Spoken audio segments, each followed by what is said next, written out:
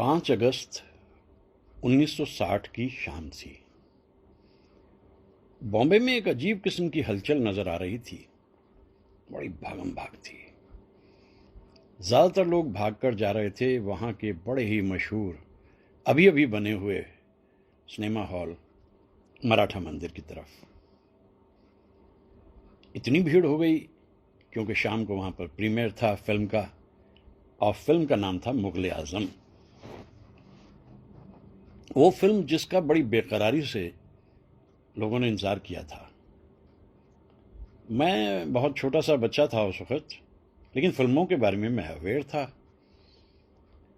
तो कुछ अरसे के बाद मैंने देखा कि एक शाम को हमारे आसपास में जो सिनेमा हॉल में होते थे उनमें से एक पे बड़े बड़े पोस्टर लगे हुए हैं और वहां भीड़ भी बड़ी लगी हुई है। मेरी बड़ी खुशनसीबी थी कि हमारे घर से 1 किलोमीटर के दायरे पे 4 सिनेमा हॉल बिल्कुल आसपास होते थे, एकदम आसपास में भी 200 मीटर के दायरे में 4 सिनेमा हॉल। उम्र इतनी कम थी कि अभी अकेले फिल्म देखने जाने का वक्त नहीं आया था, इसलिए बाहर से चक्कर काट के आ जाते थे, पोस्टर देख आते थे और बड़े अच्छे खूबसूरत पोस्टर लगते थे, वो देख कर आ जाते। इतनी भीड़ मैंने कभी किसी सिनेमा हॉल पर नहीं देखी थी। मैंने पूछा ये क्या है? ये 4 अगस्त के बाद की बातें हैं, मतलब हमारे यहाँ फिल्म थोड़ी सी लेट आती तो कोई शाम होगी ऐसी कि फिल्म तो फ्राइडे को रिलीज होती थी, और 5 अगस्त 1960 को भी फ्राइडे था, तो प्रीमियर हुआ उसके कुछ अरसे के बाद। जाहिर है डेट का इसलिए अंदाज़ा नहीं क्योंकि फिल्म हमारे यहाँ लेट आती थी, लेकिन इतनी भीड़ मैंने कभी नहीं देखी थी। धक्का धक्का मच रहा है, अरे ये क्या है, ये शाम के वक्त में क्या हो रहा है यहाँ पर? अरे भाई, कल सुबह यहाँ पर लगनी है मुगले आजम, और ये जो भीड़ शाम को आकर खड़ी हो गई है रात यहीं गुजारेगी क्योंकि कल सुबह इन्हें टिकट लेना है। बड़ा ताज्जुब हुआ मुझे। मैंने कहा भाई मुगले आजम ऐसी कौन सी फिल्म है?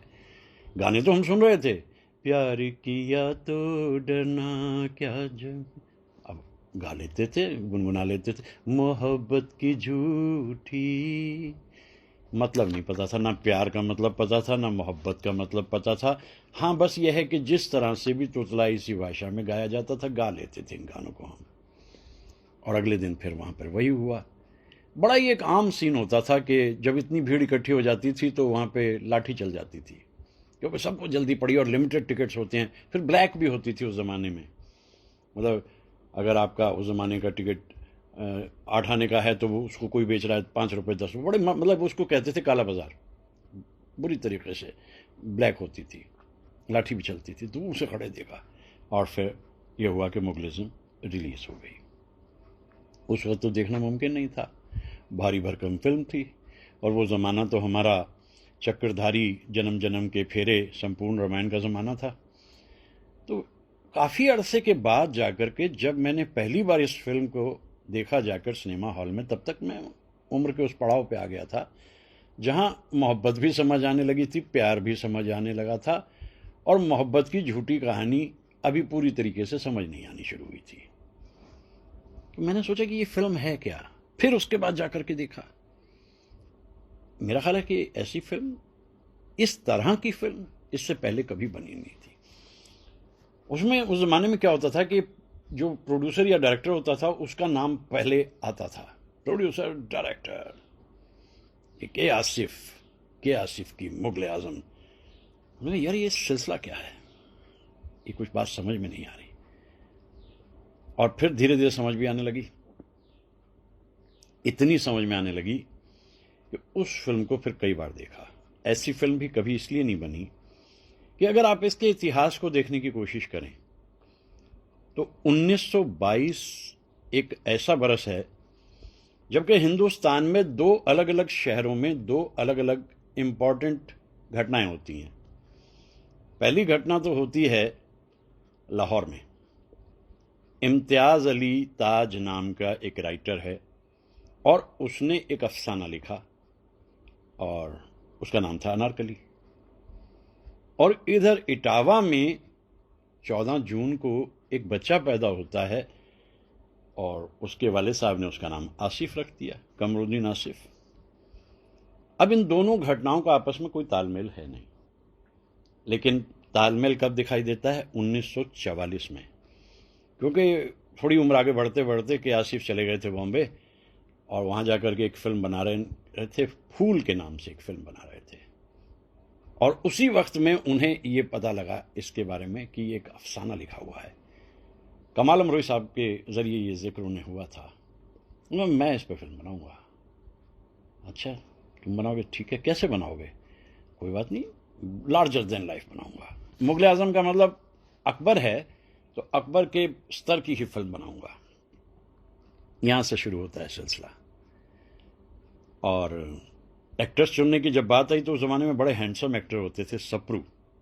तो सप्रू बाद में कैरेक्टर आर्टिस्ट भी रहे काफ़ी अरसे तक, और फिल्म में ली जानी है हीरोइन पे नरगिस। चंद्रमोहन एक बड़े अच्छे एक्टर होते थे जिनकी आंखों में बड़ा दमखम था, और वो अकबर का रोल अदा करेंगे। तो सलीम का रोल हो गया सप्रू साहब का, अकबर का हो गया चंद्रमोहन का, और नरगिस। अब ये सब ऐसे में चांस की बात है कि उनको फाइनेंसर भी मिल जाते हैं, और फाइनेंसर मिल जाने का नतीजा ये निकला कि फिल्म शुरू हो गई। फिल्म शुरू हुई और बनती चली गई, लेकिन इतने में पार्टीशन हो गया, बंटवारा हो गया। तो प्रोड्यूसर ने कहा कि मैं तो जा रहा हूँ भाई यहाँ से सब छोड़ छाड़ के पाकिस्तान, और अब इस फिल्म का क्या करेंगे? शिराज साहब था उनका नाम, शिराज। तो फिर अब ऐसे कैसे, फिल्म का क्या होगा? अरे भाई मैं तो सब छोड़ छाड़ के जा रहा हूँ, अब आसिफ तुम जानो तुम्हें क्या करना है। आसिफ बड़े फंस गए। 8 रील तो लगभग फिल्म की बन भी चुकी थी।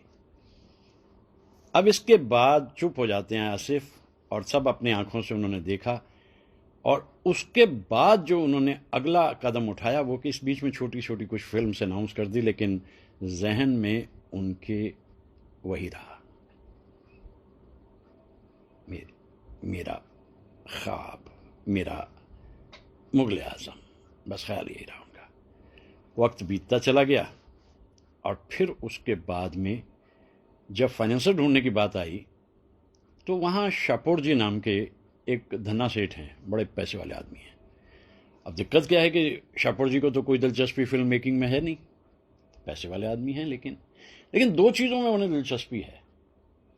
इसी बीच में एक लिखा गया था अफसाना अकबर पर, और अकबर पर जो अफसाना लिखा गया था उसको उन्होंने पढ़ा आसिफ साहब ने, और शाहपुर साहब को अकबर में दिलचस्पी थी बहुत ज़्यादा, और इसके अलावा पृथ्वीराज को बड़ा पसंद करते थे, पृथ्वीराज कपूर साहब जो कि अपना थिएटर करते थे, और ये शाहपुर साहब देखने जाते थे।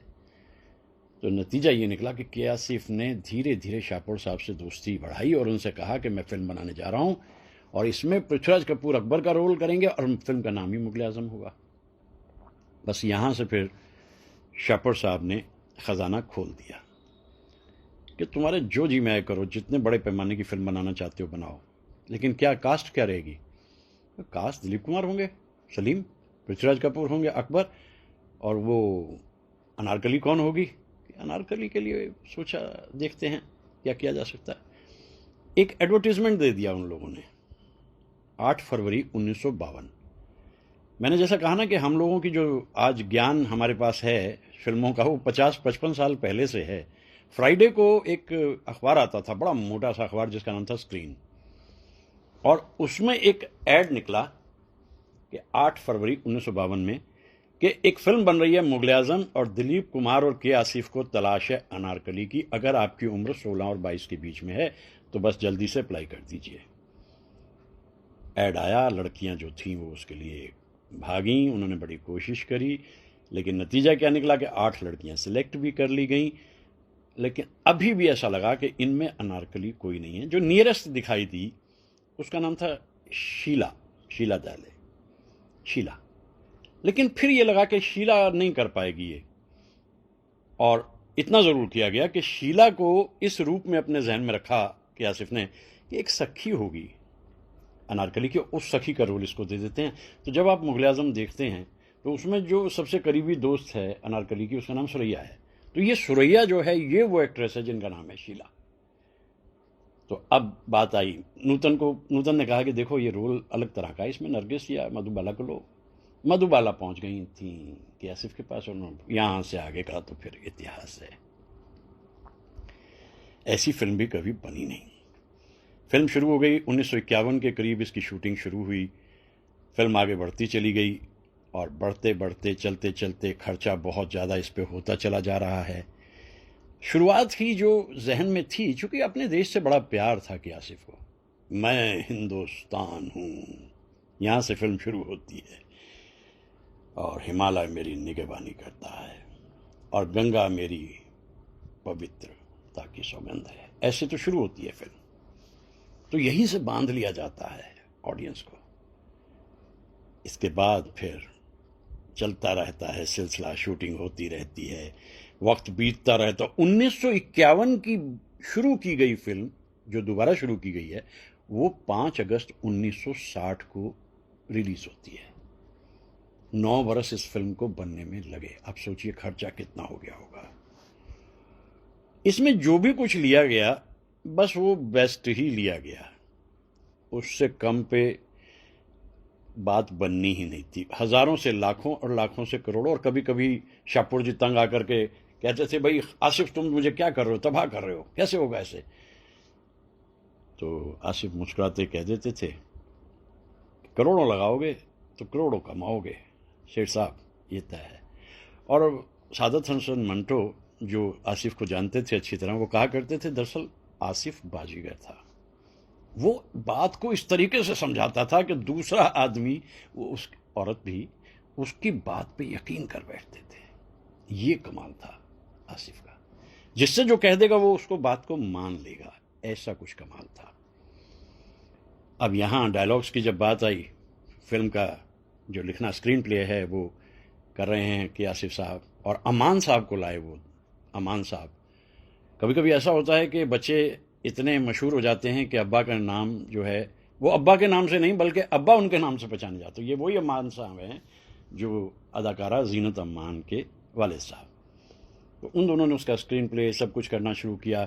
देखते देखते स्टोरी कहीं से कहीं लेकर के चले गए। डायलॉग्स इसके बड़े पावरफुल होने थे, ये पक्की बात थी।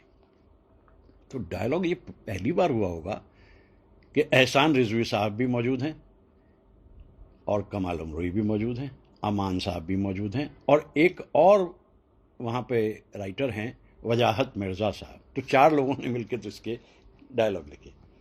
कैसे कोऑर्डिनेट किया होगा इसको। अब डायलॉग भी फिर ऐसे ऐसे उभर के आए, अनारकली कैद कर ली गई और मैं देखता रहा, और तुम कर भी क्या सकते थे। ऐसा ड्रामेटिक्स थी वहाँ पर, हल्की फुल्की सी आवाज़ में धीरे धीरे बोलते हुए सलीम, और उधर से गरजते हुए अकबर, और इधर सब कुछ सहती हुई मधुबाला, जिनके दिल की धड़कनों को किसी शहंशाह की कैद मंजूर नहीं। तो यहाँ एक जनरल बात ये भी आती है कि डायलॉग्स इतने अच्छे थे। एक कवाली होके हटती है। इनाम की जब बात आती है तो सलीम, इसमें एक और किरदार को ऐड कर दिया था उन्होंने साथ में, निगार सुल्ताना को, जो बहार के नाम से आती हैं। तो वहाँ भी एक डायलॉग बड़ा पावरफुल है जो आज तक भी चलता रहता है, बहार तुम्हारे हिस्से में ये फूल आए हैं, उसने ज़हे नसीब, अनारकली तुम्हारा मौजू कुछ इन खैरात से मिलता है और इसलिए तुम्हारे हिस्से में कांटे आए हैं। सलीम कहते हैं ज़हे नसीब, कांटों को मुरझाने का खौफ नहीं होता। सोचिए, डायलॉग देखिए, कांटों को मुरझाने का खौफ नहीं होता। डायलॉग्स पावरफुल, स्टोरी पावरफुल, और सब मिला करके ये एक ऐसी फिल्म बनती जा रही है, कमाल हो रहा है। अदाकारी की जब बात आती है इसमें, क्योंकि ये तो रही इसकी बैकग्राउंड, और मतलब हम मान बैठे हैं कि इसमें जो कुछ करना है उन्होंने अपनी तरफ से बेस्ट ही करना है, कम नहीं रखना है इसमें। तो अदाकारी की बात आई, दिलीप कुमार आ गए, मधुबाला आ गई, पृथ्वीराज कपूर आ गए, और जोधाबाई का बड़ा पावरफुल रोल है। तो उसमें उन्होंने बड़ी मशहूर अदाकारा दुर्गा खोटे को ले लिया, निगार सुल्ताना आ गई। मतलब एक तरह से वो सामने हैं अनारकली के, उसकी मुखालफत करती है कदम कदम पे। और वो शीला जो अनारकली का सपना लेकर आई थी, वो सुरैया बन गई, यानी अनारकली की दोस्त। यहाँ एक दुर्जन सिंह का कैरेक्टर क्रिएट किया गया। मान सिंह जो है वो सिपहसालार है अकबर के, तो उनका बेटा दुर्जन सिंह, उसके लिए अजीत उस ज़माने में अच्छा काम कर रहे थे, और दिलीप साहब के साथ उन्होंने नया दौर भी की थी, तो वो भी इस तरीके से साथ साथ आ गए हैं। तो इतने सारे एक्टर्स इकट्ठे हो जाते हैं। यहां जो देखने की बात है कि अफसाना अलग अलग रास्तों से लेके जाते समय के आसिफ इस बात का ख्याल रख रहे हैं कि अगर कोई नया किरदार इसमें जोड़ना है तो वो अपने मन से क्रिएट कर लेते थे। जैसे निगार सुल्ताना बाहर का किरदार है, या जैसे सुरैया जो सखी है उसकी, इस तरीके से एक और वो सोच रहे थे। मतलब मैं कई बार सोचता हूँ, लोग उनको अजीब किस्म के नाम देते, कोई दीवाना कहता था, कोई पागल डायरेक्टर कहता था, और वो एक सूटा मारते होते थे सिगरेट यूं फंसाकर अपनी उंगलियों में, और उसमें वो कहते थे कि भाई मुझे जो करना है मैं उसे अपने तरीके से करता जा रहा हूं और करता रहूंगा। अब मुझे कोई इसमें ज़्यादा सलाह की, वो ज़्यादा सलाह लेते भी नहीं थे। क्या से यहाँ जब ये सब सिलसिला शुरू हो रहा है तो मुख्य अदाकार दिलीप कुमार और मधुबाला भी और फिल्म भी इकट्ठी कर रहे हैं वो, और नतीजा ये निकला कि दोनों में मोहब्बत हो गई, और मोहब्बत इतनी ज़्यादा हो गई कि दिलीप साहब शादी की सोचने लग गए। लेकिन अमानुल्लाह खान साहब जो मधुबाला के वाले साहब हैं वो इस रिश्ते को चाहते नहीं थे। फिर ऐसा हुआ है कि एक बी.आर. चोपड़ा फिल्म बनाने जा रहे हैं, 56 के करीब का वक्त है, नया दौर। वहाँ कुछ नाइत्तफाकी हो जाती है मधुबाला और बी.आर. चोपड़ा में, और वहाँ जब कोर्ट तक बात पहुँची तो वहाँ दिलीप कुमार ने बी.आर. चोपड़ा का साथ दिया, जिससे बड़ी नाराज़गी मधुबाला को हुई। उन्हें लगता था कि यूसुफ मेरे साथ रहेंगे, लेकिन उन्होंने कहा भाई जो ठीक है वो ठीक बात है ना, और अब वो भी समझ गए थे कि ये शादी हो नहीं पाएगी।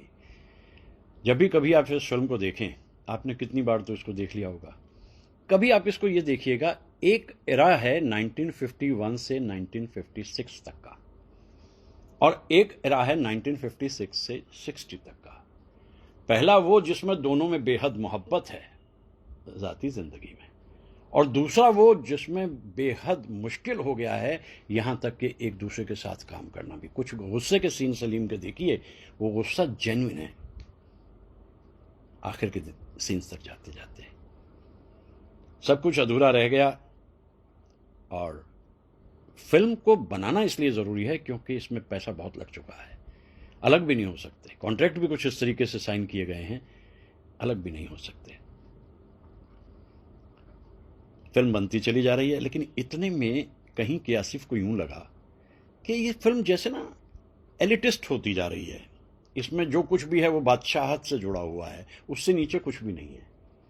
तो यहां उन्होंने एक नया किरदार ऐड किया जो अफसानों में नहीं था, संग तराश, जो पत्थर से तराश के बुत बनाता है। ये बिल्कुल एकदम इनोवेटिव ख्याल है कि आसिफ का, और उस किरदार को इतनी अहमियत दे दी कि वो ऐसा लगने लगा जैसे ये आवाम की आवाज़ है, या जैसे ये मुखालफत की या एहतजाज की आवाज़ है। ये वो बोलता रहता है बीच बीच में, बादशाहों के खिलाफ भी बोलता है, जो गलत हो रहा है उसके बारे में भी बोलता रहता है, अपना काम भी करता रहता है, एक सनकी सा।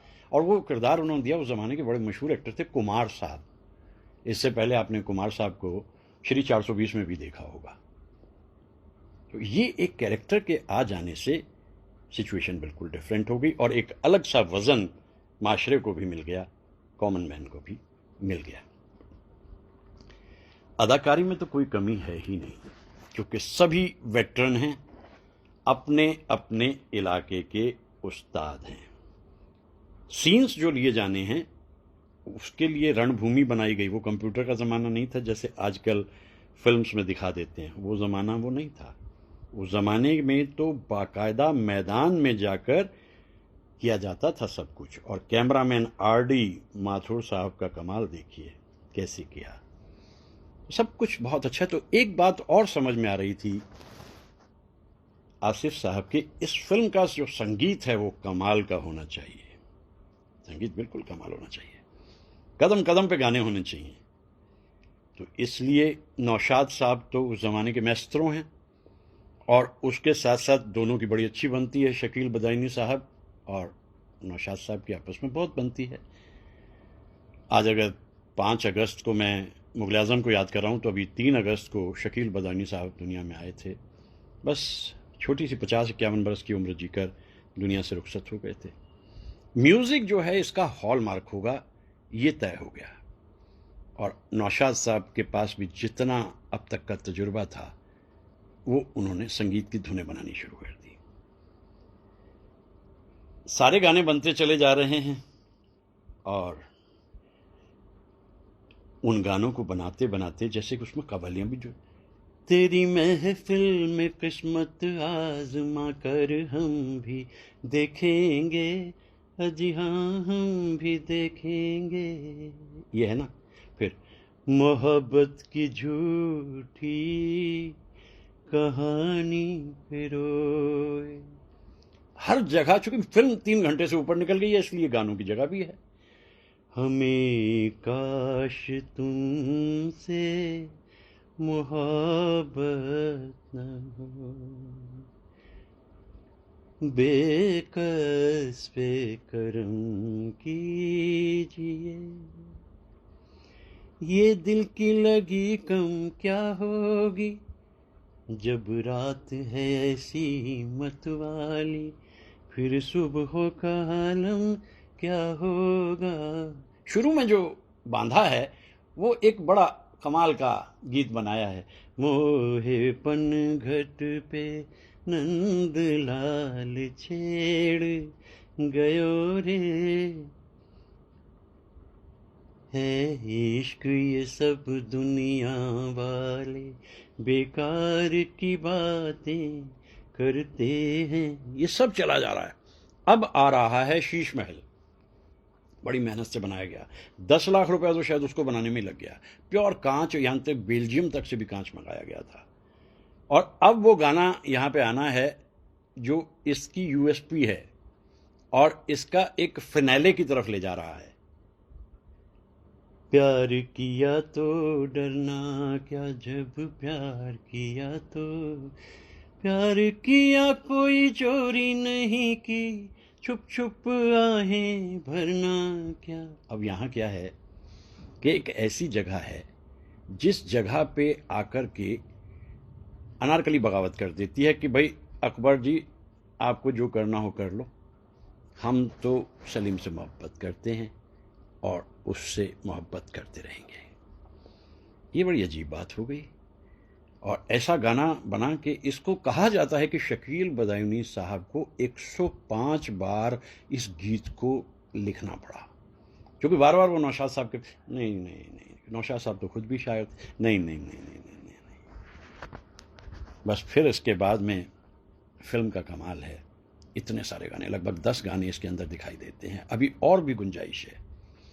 डायलॉग्स का ख्याल रखते समय एक जगह ऐसी आती है कि जहां अनारकली कहती है, जब उससे कहते हैं तुझे क्या चाहिए, जब अकबर कहते हैं, वो कहती है मुझे एक दिन के लिए हिंदुस्तान की रानी बनना है। तो एकदम से कन्फ्यूजन में आ जाते हैं।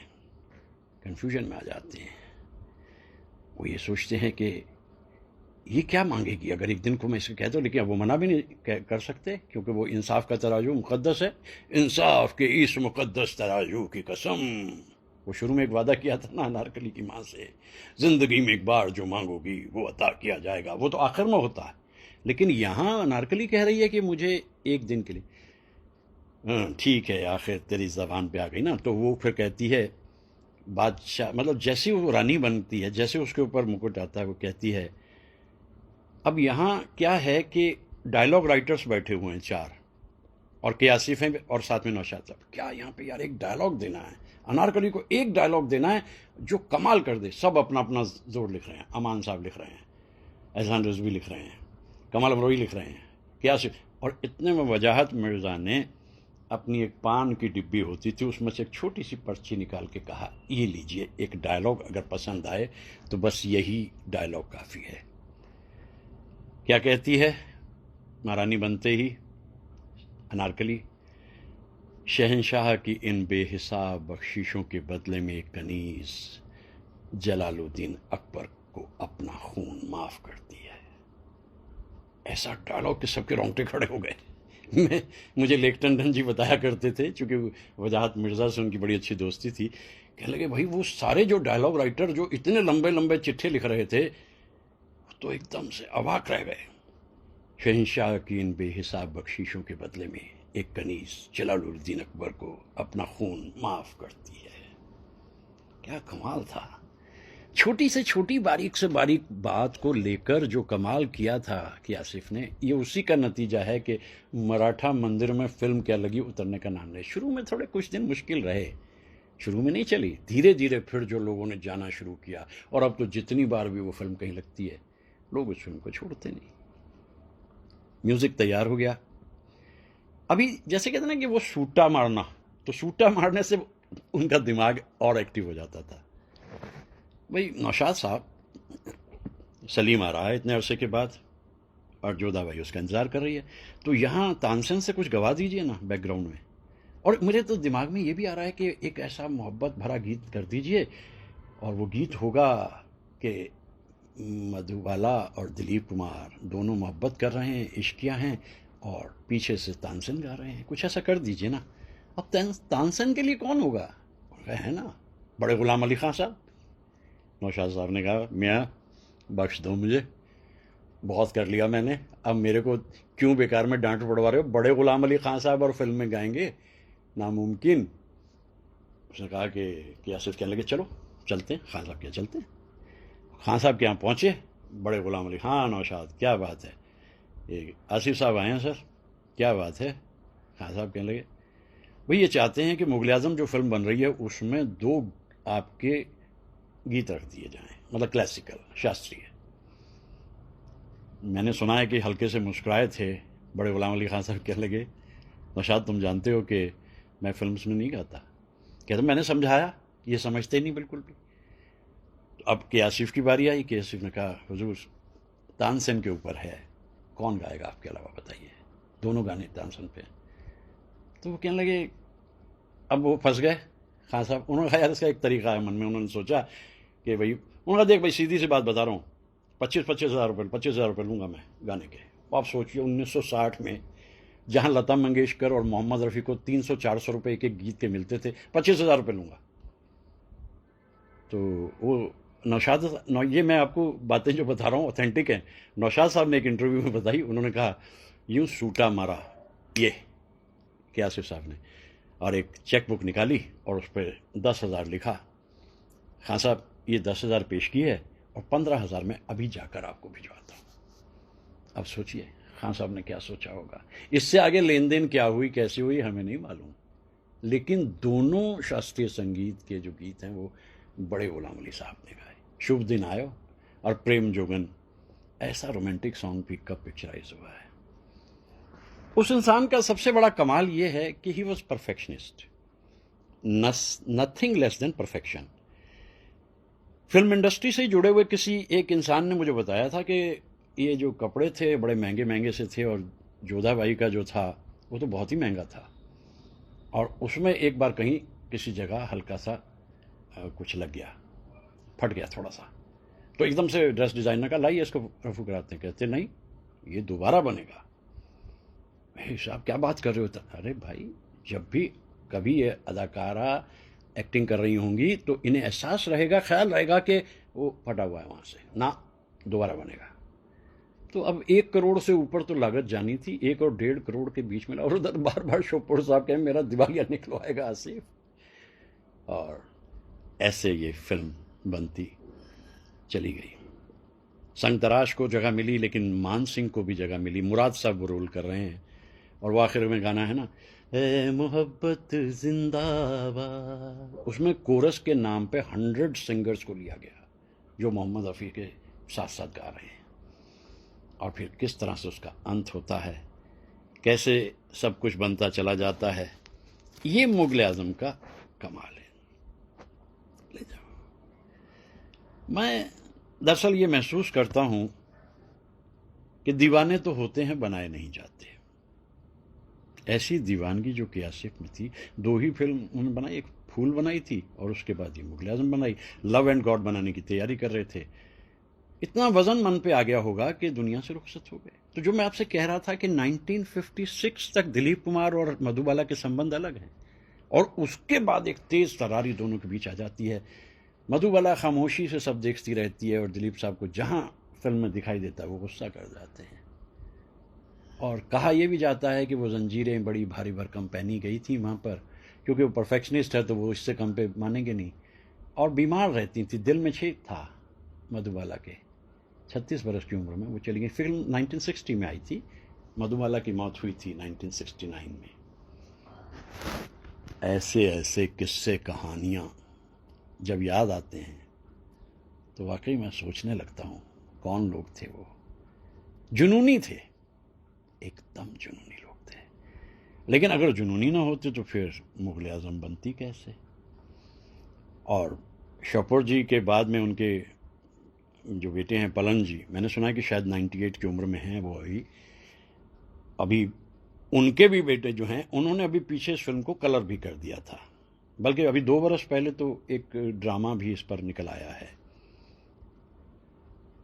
ये अदाकारी, ये कलाकारी, ये संगीत, ये अल्फाज, ये डायलॉग्स, ये फोटोग्राफी, वॉर सीन्स को जिस तरीके से आर डी माथुर साहब ने लिया है, और वो अपने ढंग की बात है। हॉलीवुड के लोगों से बातचीत का मशवरा किया था कि आसिफ ने, जब पता लगा कि शीश महल में शूटिंग कैसे होगी, वो तो चारों तरफ से उसकी आती है ज़बरदस्त चमक पड़ती है, वो कहाँ से शूटिंग करेंगे। बस फिर यहाँ आर डी माथुर साहब ने कमाल दिखाया, शीशों के ऊपर हल्की भीनी भीनी सी चीज़ें पहना करके वो जो ग्लॉस होता था उसको कम किया, और देखिए फिर शीश महल कैसे उभर के सामने आया।